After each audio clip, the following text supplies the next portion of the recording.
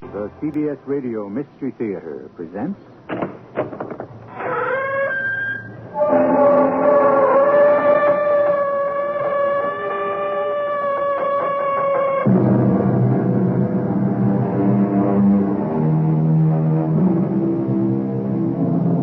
Come in. Welcome. I'm E.G. Marshall. Come behind the creaking door and leave your good judgment and reason outside. Here you enter with only your imagination, anticipation of strange and chilling things to come. Our story concerns Miriam Purcell, a woman who spent her life amassing a fortune in gold. Gold bracelets, gold earrings, gold coins, gold anything. She loved and worshipped gold. She loved it so much, it meant more to her than life. Miriam. What's the matter, Jason? I can't get my breath. My heart. Get the doctor. The number's on the phone. You can't miss it. Jason, relax. You'll be all right. I'm getting the doctor. Jason? Jason? Good morning.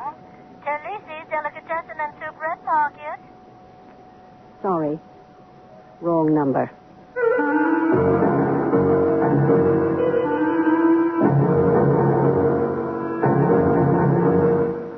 Our mystery drama, A Heart of Gold, was written especially for the Mystery Theater by Bob Juhren and stars Francis Sternhagen.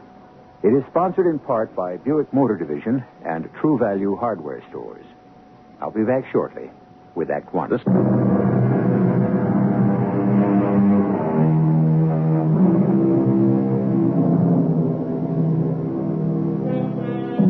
Most of us have a consuming passion in life. For some, it may be as simple and loving as the care of a pet. For others, it may be a job, profession, a hobby. For Miriam Purcell, it was gold. Gold in any form. It fascinated her, obsessed her, and controlled her. But Miriam Purcell was growing old. She knew her end was not far off, and she dreaded the fact that she would have to leave her gold behind and be forgotten with the rest. So Miriam Purcell came up with a unique idea. My portrait in gold coins, Rupert.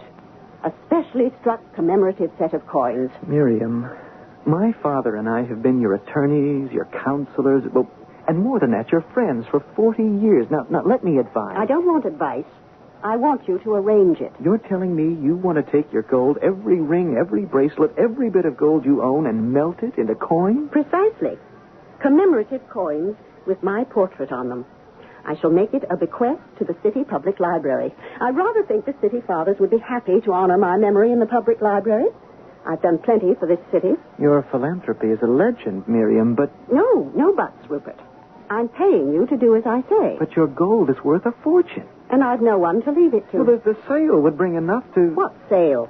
Well, when your estate is, disposed of. Exactly, Rupert. I don't want to be disposed of. I don't want my possessions thrown to the winds, the auction block or whatever. Oh, I don't care about the house and the furniture. But my gold, that shall never fall into greedy hands. I plan to protect it. The moment the idea struck me, I knew that it was the right thing to do. Very well, Miriam. You can handle it, Rupert. Find a place that does this sort of thing.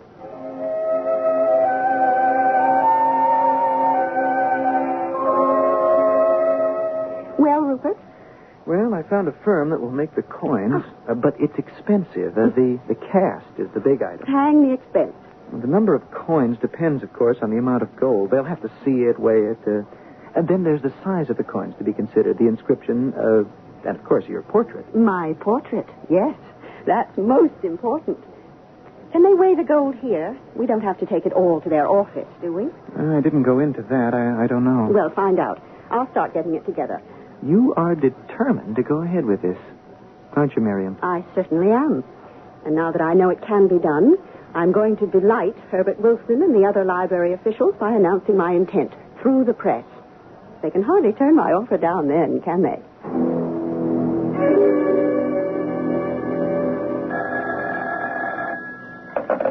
Hello? Oh, hello, Mr. Wilson. Yeah, well, I was going to discuss it with you first, but this seems so much more dramatic. You are pleased, aren't you? I thought you would be. I do want to come down and discuss the location for the display. I don't know yet just how the coins will be mounted or how many there will be. Oh, there are a dozen details to work out. Suppose I call you as soon as my attorney works out the final preparations. Splendid, Mr. Wilson. Thank you so much for calling. There's somebody at the door. Yes, goodbye now. I'll be right there. Yes? Mrs. Purcell, how do you do? A pleasure to meet you at last. At last? My name is Elliot Roscoe. I've heard about your fine works, the Children's Theater Project, the Settlement Housework. Well, thank you. But what is it that you want? My visit concerns your offer to the public library. I'm an artist, Mrs. Purcell. I am an artist, and I am here to offer to do your portrait. The one which will appear on the commemorative coins. And I'm prepared to do it for nothing. No payment at all. Well, come in, Mr. Roscoe, please. Come in and sit down. Perhaps we do have something to discuss. I read of your offer in the newspaper. It intrigued me. I believe my attorney was engaging an artist. He's handling all the details, but your offer does appeal to me. I'm willing to do the portrait for nothing. A gesture of thanks on behalf of the public who've benefited from your philanthropy. You do have a way with words, don't you, Mr. Roscoe? Words and with a paintbrush. I've brought some samples of my work. I thought it only fair to show you my work before you've committed yourself to have the portrait done by me. Well, I'm delighted to see them, but I'm sure that we'll... It's just me, Miriam. Come in. Come in, Rupert. I have a surprise for you. Indeed. Well, that's certainly nothing new. Rupert, this is Mr. Roscoe, Elliot Roscoe. He's a painter. My attorney, Mr. Hyatt. How do you do? My pleasure, Mr. Hyatt. He was just showing me samples of his work. Oh? Come look at them, too, Rupert. He's offered to paint my portrait for the coins, free of charge. For nothing? Well, that is a surprise. As I said to Mrs. Purcell, a gesture of thanks for her kind works in the city.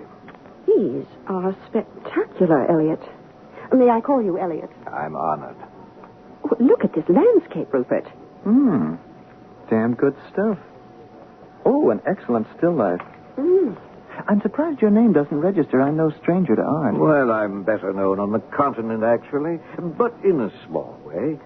I'm trying to get established here. I admitted to Mrs. Purcell the opportunity to do her portrait for the coins will be of great help to my career. That is, if I'm the chosen artist. Well, as far as I'm concerned, you're chosen. What do you think, Rupert? Well, I was planning to get Henry Fowle. Let me talk to him first. There are certain specifications the coin company demands, and Fowle's familiar with them. I'm sure Elliot can handle that. What did you have in mind for the portrait, Mrs. Purcell? Profile, full face, torso? I haven't really thought about it. Oh, but I do want to be wearing some of my gold jewelry. We'll discuss it at the first sitting. Then I'm to assume you want me? Call us next week, and we'll discuss it further, Mr. Roscoe. Very well. I'm glad you liked my sketches. I'll see you out. I promise you'll be satisfied, Mrs. Purcell. Your portrait will be an exact likeness, I can assure you. Good day, sir. Are you out of your mind, Miriam? Allowing a perfect stranger to bulldoze you like that? What do you mean, Rupert? He's no painter. He's a con artist. Why are you fighting me every step? You're paying me to look after your interests, and in this case, I am. He's simply after your gold. He never painted those pictures he showed you. Well, why should you doubt him? But how can you believe him? A stranger walks in, tells you he wants to paint your portrait for nothing. Come on, you're shrewder than that, Miriam. I'll prove it to you. I'll get in touch with Henry Fowle and prove there's no such artist as Elliot Roscoe.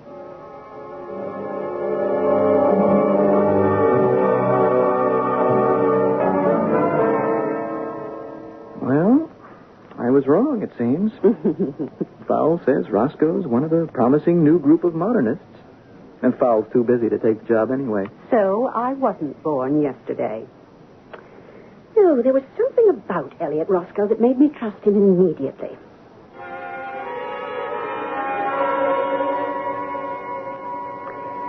I've decided on a head and shoulders frontal pose, Elliot. Splendid. And I want just the trace of a smile. Oh, indeed. I intend to capture the real you, Mrs. Purcell. Now, look left, please. Good. Now, right. Raise your head slightly. Yes, splendid. How long do you think it's going to take? No more than a week. Now, straight at me. Fine. Oh, all right, sit. Just like that. Fine. When did you acquire your fancy for gold, Mrs. Purcell? Ever since I was a child, I think. When an aunt gave me a $5 gold piece. Oh, I still remember it. I still have it, in fact. It felt so warm, so heavy, so solid. I think I made up my mind then that gold was security. Sometimes, perhaps. Head up a little. Oh, that's better. Of course, I couldn't afford much until I married Mr. Purcell. That changed everything. Yes, he was obviously well off. Arthur was a millionaire 10 times over. Turn left, please. Good. Those are stunning earrings. Oh, they're my favorite of all my jewelry. These are not going into the melting pot. I want these to go with me to my grave. They must mean a lot to you. The first time I saw them, I knew I had to have them. And then they were given to me by a dear friend. Of course, the sentimental value exceeds the monetary worth. Yes, I suppose it does.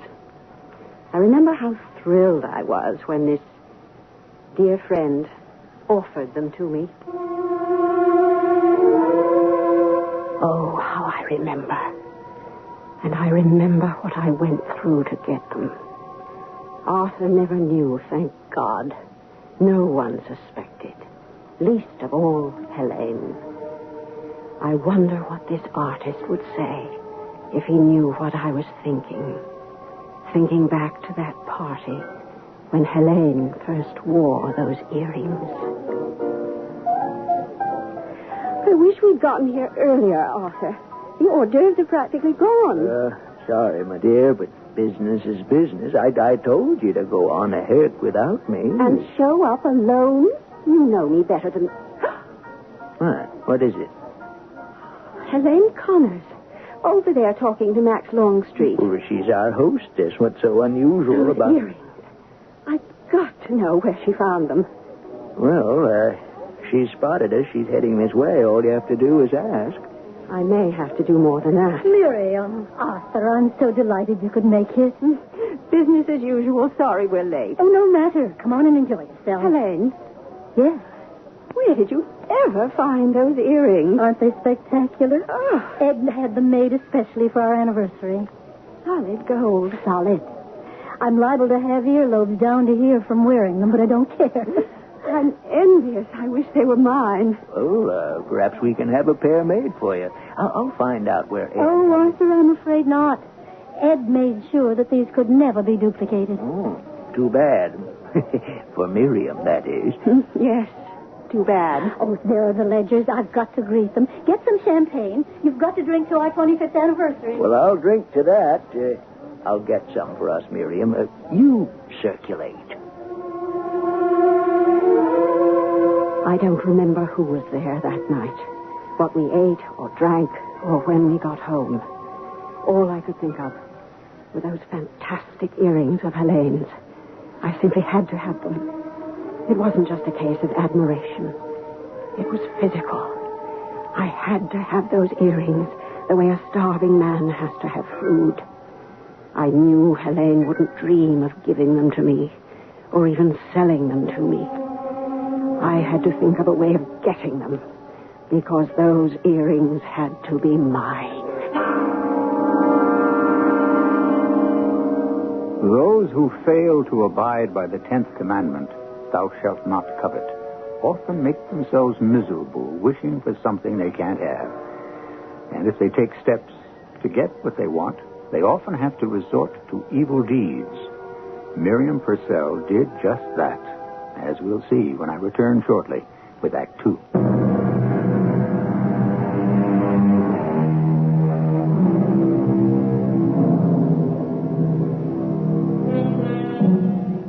her passionate quest for gold, Miriam Purcell is bound and determined to acquire a pair of earrings belonging to her dear friend, Helene Connors. As Miriam herself put it, her desire was a physical thing. We know Miriam got the earrings because she's wearing them right now, as she sits for her portrait and reflects on her acquisition.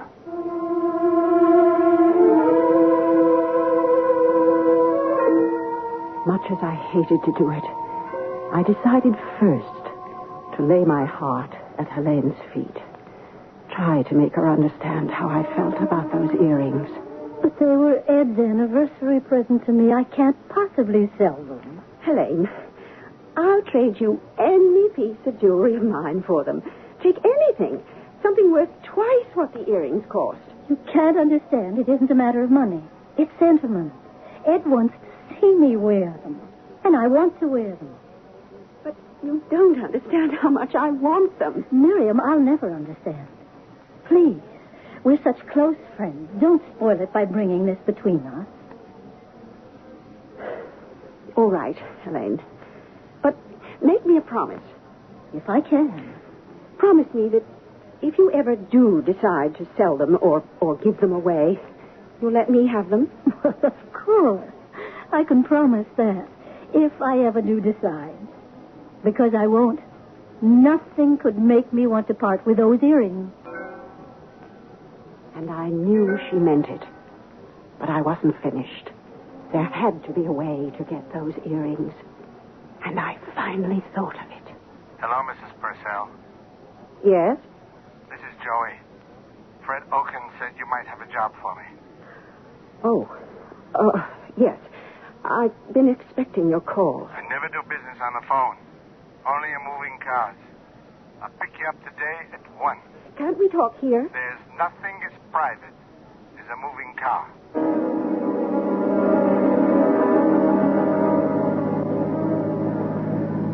This is weird. I don't know if I can handle it. $10,000. Yeah, that's a lot of loot for not killing someone. Well, I guess you got yourself a deal. the woman and I lunch on Saturday at Tremblay's. You know it? Who doesn't? We'll say goodbye in front of the restaurant around 2. You can get a good look at her. Then the rest is up to you. Okay. This is one cookie job, but 10 grand is 10 grand. And it's not even murder.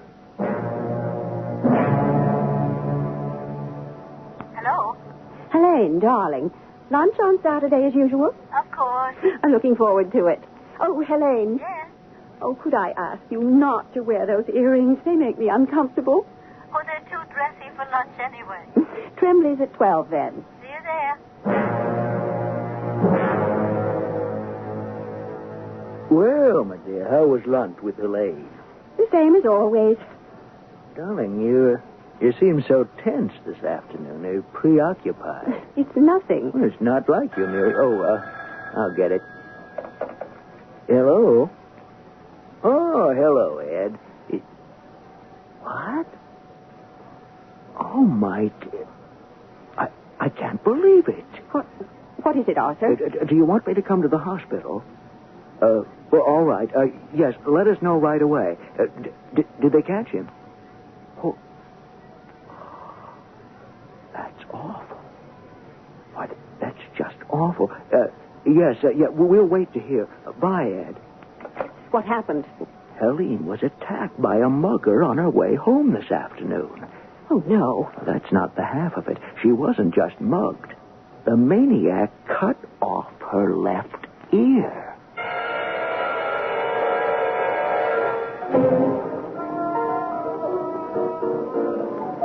I'm so glad you're getting out and around again, Helene. I'm adjusting. Oh, if it had been me, I don't think I'd ever gotten over it. Oh, I'm not over it. Not even after these ghastly 3 months. I'm wearing my hair longer these days, as you can see. But the emotional scars take a lot more time to heal. Oh, yes, I imagine. I asked you to lunch today, Miriam, for a reason. I have a surprise for you. A surprise? These are for you. Oh, Helene. The earrings. I've no use for earrings anymore. I remember saying nothing would ever make me want to part with them. But this has. I can't wear them. And sitting in the jewel box, they just remind me of happier days. Oh, Helene, I can't. Not after this. I promised you that if I ever got rid of them, you'd be the one to have them. I'm keeping that promise now. I want you to have them.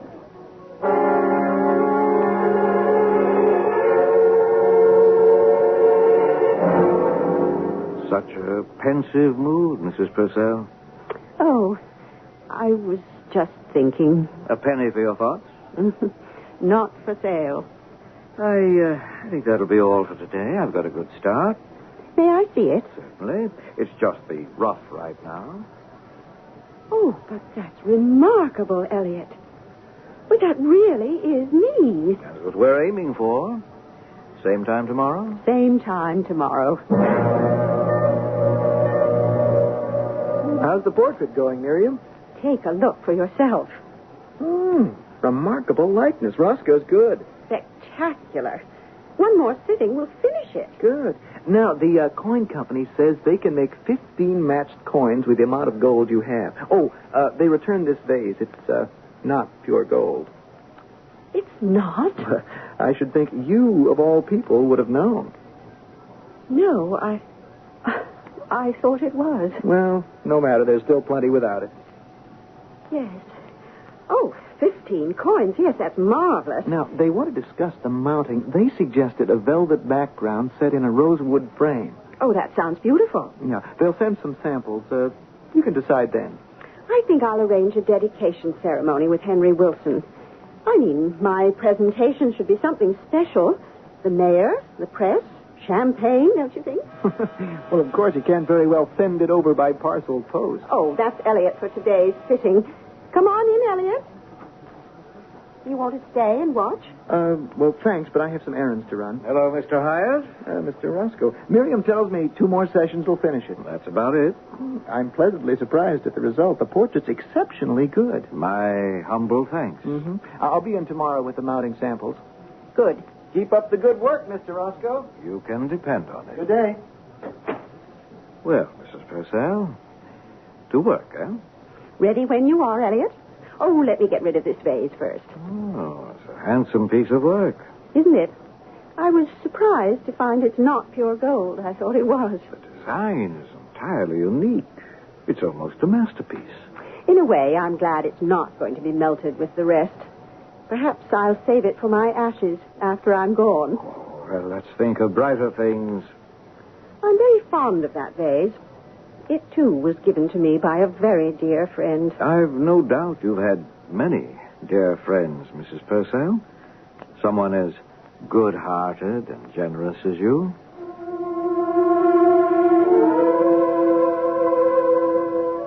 Yes, I've had a lot of friends, I guess. And Jason was a good one. He was much older. Arthur and I looked on him almost as a father. I remember how he'd come to the house and play chess with Arthur. Is it my move? Yes. Good grief. I was waiting for you. Getting forgetful, Jason. Oh, getting old. Nonsense. What's this about getting old? Jason thinks he is. Nonsense. Here's your brandy, gentlemen. I laid out some cheese and crackers, You're too. both very kind, but next month I'll hit 85. 85? I don't believe it. I don't feel a day over 80. I feel great, as a matter of fact. If it weren't for this heart of mine, I think I'd take up tennis. Well, anyone who survived 2 heart attacks shouldn't take up anything more strenuous than chess. Your move. Huh? Oh, so it is. Oh, Jason, before I go upstairs, I've been meaning to ask you something. Oh, certainly, Miriam. It's a favor. Would I do anything in my power for you and Arthur? Well, I'm giving a small dinner party next week, and I wonder if I could borrow that gold vase of yours for the table. Oh. Well, I realize how much it means to you, but I promise I'll take perfect care of it. It's so stunning. It's just the thing to, Well, impress Arthur's new partner. Well, now, that's a family heirloom, Miriam. You can't ask Jason to do that. Miriam, I really hate to turn you down, but Arthur hit it on the head. I really can't. No, not that vase. Well, I understand. I hesitated asking in the first place. I'm really sorry, Miriam. No, it's all right. You two enjoy your game.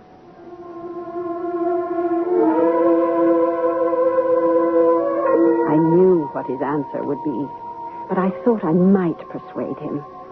I wanted that vase, and I knew now I'd have to wear him down. Who is it? It's Miriam, Jason. Oh.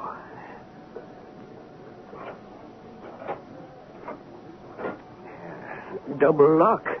Can't be too careful. Come in, Miriam, dear. Thank you. This is an unexpected pleasure. I've come to make another plea. Oh, about the vase. Yes. Oh, it's so handsome.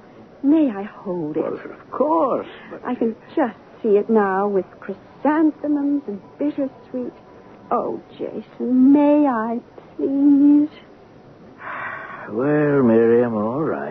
Just for the dinner party. Oh, you're an angel. I want it back the very next morning. Now, will you promise me that, Miriam? Well, of course I'll bring it round that night if you like. Oh, no, the next day it'll be just fine. I'll never ask again either, Jason. It's just that this party is so special. As it must be. I'll come by next Thursday, about 4-ish.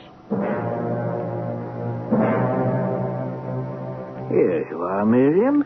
And you'll take good care of it. Oh, you can count on it, Jason. I'll never let it out of my sight. And you'll have it back first thing tomorrow morning. I'll bring it round in a cab myself. You must, Miriam. And have a good party.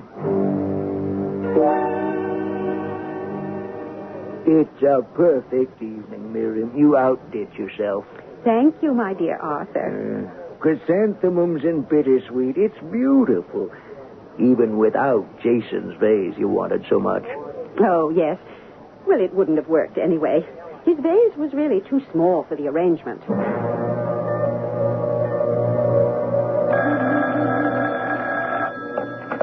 Hello? Miriam, it's Jason. Oh, yes, Jason. How was the dinner party? Oh, quite a success. Good. I thought you'd be here by now. You did say morning. I said, what? You said you'd return the vase first thing in the morning. The vase? I don't understand. Now look who's forgetful. I'm talking about my vase you borrowed for the party.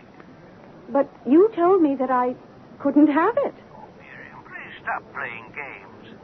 Well, I'm not playing games, Jason. Miriam, yesterday afternoon you picked up the vase for the party. I want it back.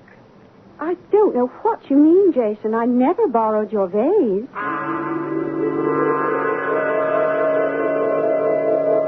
Everyone's raving about the party, Miriam. You've certainly made an impression.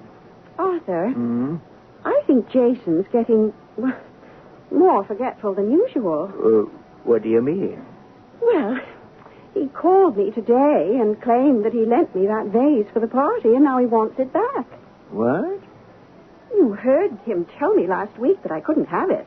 In fact, you agreed because it's a family heirloom. Well, that's right. Now, why would he say he lent it to you? I can't imagine. But if he does press the issue, what are we going to do? Miriam got the vase she wanted, and she's put herself in something of a spot. I don't think Miriam considered all the aspects before she really tried to steal Jason's vase. And that's what she did. Oh, Jason gave it to her, that's true, but he did so in good faith. And we've seen that Miriam betrayed that faith. Jason isn't going to take this lying down, as we'll see when I return shortly with Act 3.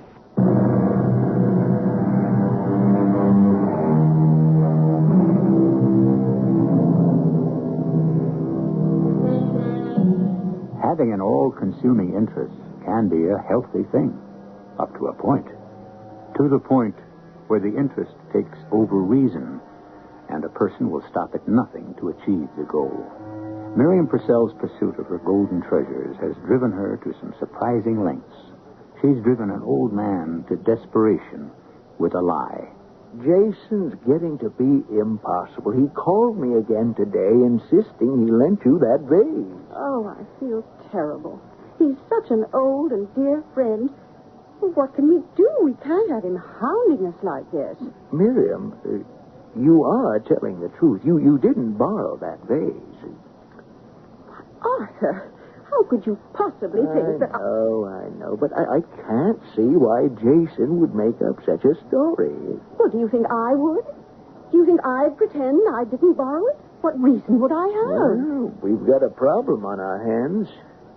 Maybe Rupert can talk to him. Oh, I hate to get our lawyer into this. It can't be that serious. Well, it might get to be if Jason's lawyer gets into it. Jason, I've come to try to reason with you. Reason with me? You witch. Oh, Jason, how can you say that? How can I say that? Because that's what you are. Old friends, indeed. You stole my vase. If your father were alive, he'd believe me. I thought Arthur would. Jason, you're upsetting yourself. Upset? You don't know how upset I am, how much more I'm going to be. I'm not letting this go, Miriam. I know you have that vase, and I'm going to get it back if I have to take it to court. If I have to get a search warrant for your house, I'll go there myself. And Jason, it won't do you any good. I don't have the vase. You never lent it to me. I did, and you... Miriam. Miriam. What's the matter, Jason? I can't get my breath. Do you want me to pat you on the back? My heart. My doctor. The number's on the front of the phone. You can't miss it. Don't you think you're making too much of these spells? Please, Miriam. Please call the doctor. Please. Oh, very well. What's the number? On the front of the phone. Oh, yes.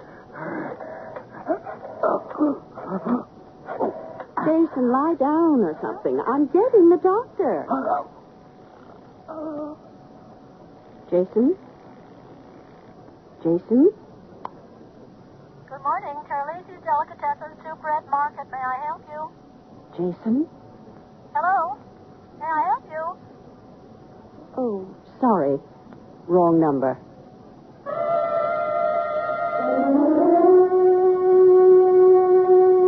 I'm home, Miriam. Oh, you're early. Yeah, had a pretty good day. Finished up early. And a banner day it was. Not one phone call from Jason. Oh. Maybe he's cooling off about the whole thing. Oh, maybe.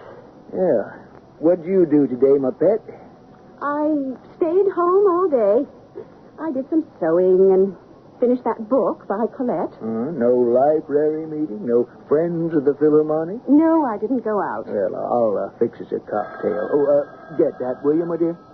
Oh, all right. I'll get it. Hello? Yes, this is Mrs. Purcell. Yes, of course. He's an old friend. Why? Oh, no. Oh, no. Oh, what is it, Miriam? Jason's dead.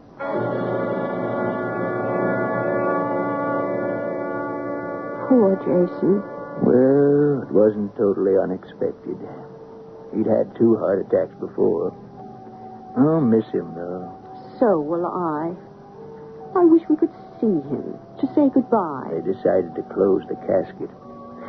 Rupert told me his face was a mask of pain when they found him. Oh, how awful. Yeah. He had a long and happy life, though. I hope I live to be 85. Chin up a little. Getting tired? No, not really. I'm almost finished. We won't need a session tomorrow. I can finish the last details at my studio. How long before the coins are ready? 4 to 6 weeks. Well, that does it for today. So we're finished. Oh, it's a perfect portrait, Elliot. I knew it would be. Thank you. There are a few details to add, as I said, but I'll take care of them later.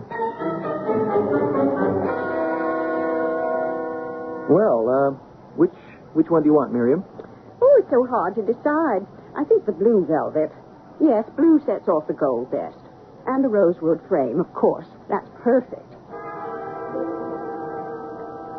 What's holding us up, Elliot? The coin should have been ready a week ago. We're having trouble getting the right impression. Well, I don't know anything about it, but it seems ridiculous to take this much time. It's not as though we were their first customers. Each job has its own problems, Mrs. Purcell.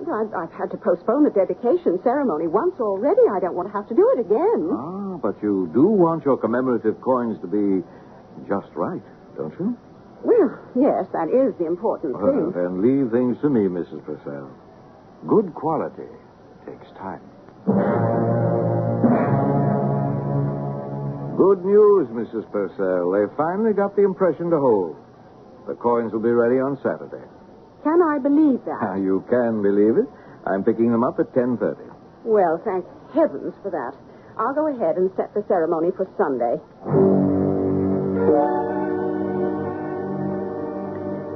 But it's almost noon.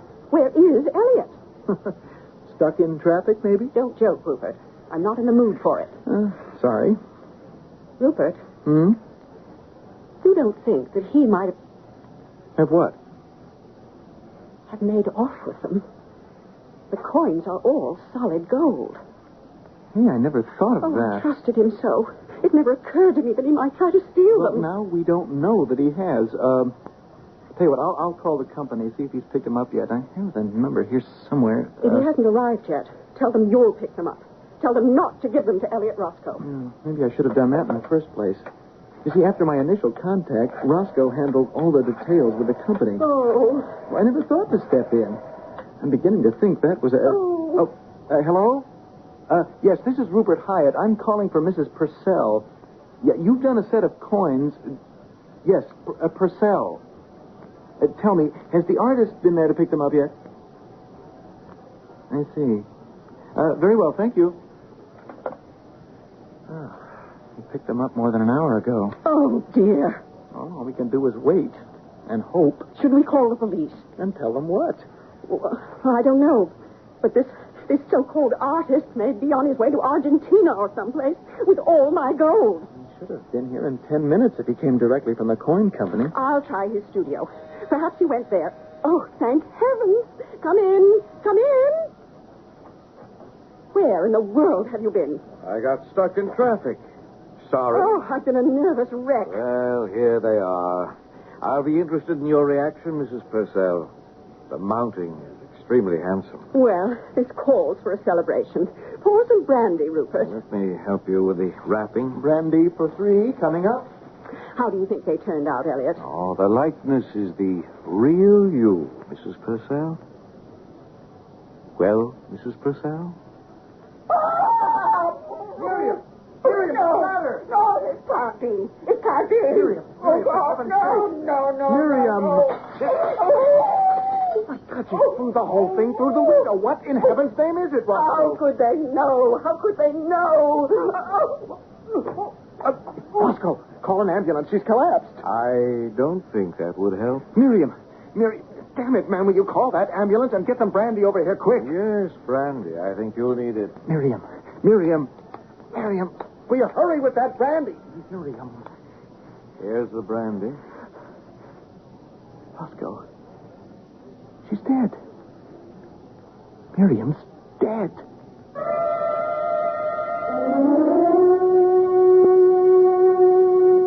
Miriam going like that. I just can't believe she's dead. The shock. Yes, the shock. She was opening the coins and then... What's the matter with those coins, Roscoe? You know. Yes, I know. Well, I'd forgotten about them when Miriam collapsed. She threw them out the window. I was so upset I never gave them another thought. You know, they must still be in the courtyard. Come on.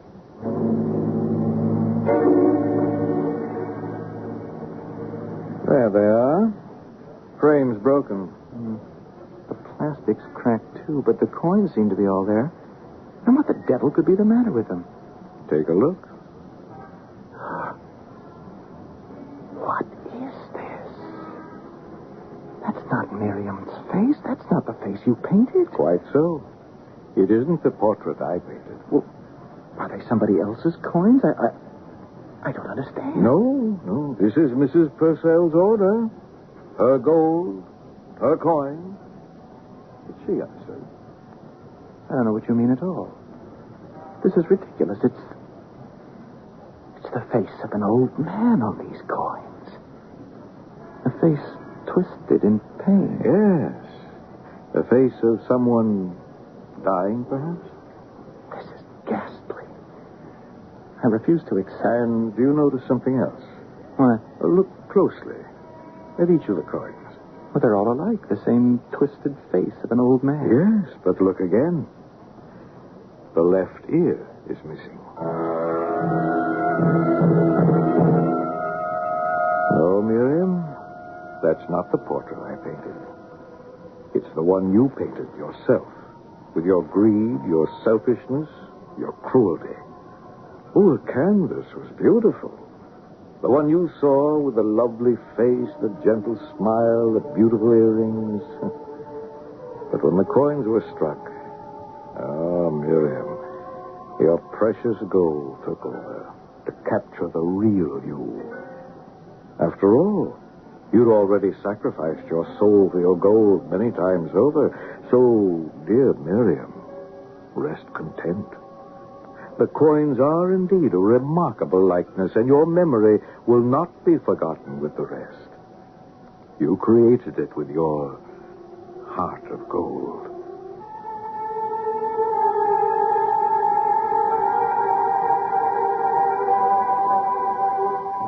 The face we present to the world is a mask that hides the true self.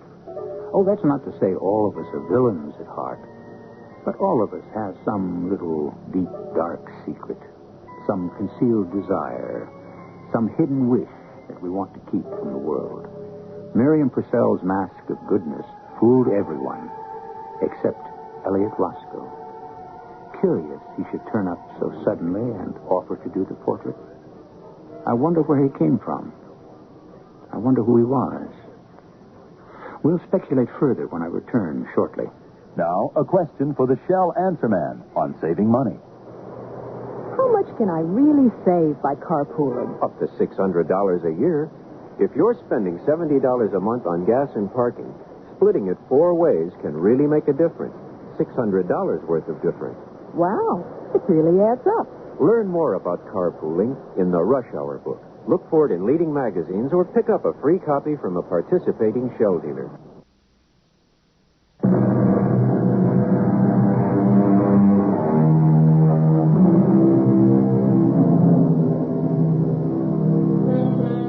I guess we all know by now that the personage who called himself Elliot Roscoe was no ordinary painter, if indeed he was a painter at all. He takes many shapes and many names. He chooses his profession to suit the occasion. He found Miriam Purcell a perfect subject for his art. She had all the qualities that appealed to him. No wonder the portrait turned out to be such a remarkable likeness. Our cast included Francis Sternhagen, Bill Griffis, Russell Horton, and Ann Sheppard. The entire production was under the direction of Hyman Brown. This is E.G. Marshall inviting you to return to our Mystery Theater for another adventure in the macabre. Until next time, pleasant dreams.